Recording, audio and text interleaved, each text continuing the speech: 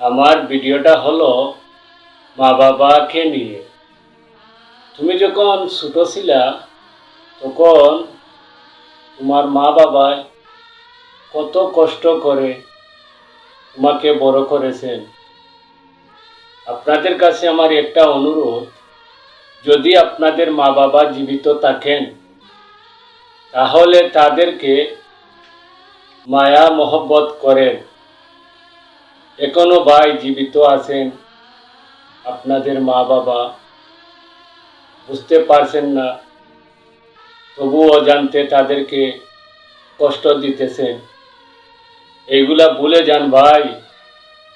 মা বাবাকে আদর করেন, যত্ন করেন, সেবা করেন। মা বাবা কি জিনিস হারাইলে বুঝতে পারবা। আমার একটা অনুরোধ, মা বাবাকে কেউ কষ্ট দিও না।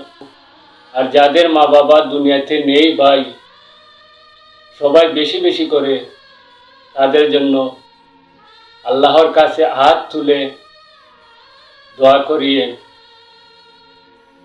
এইটা আমার অনুরোধ। আসসালামু আলাইকুম।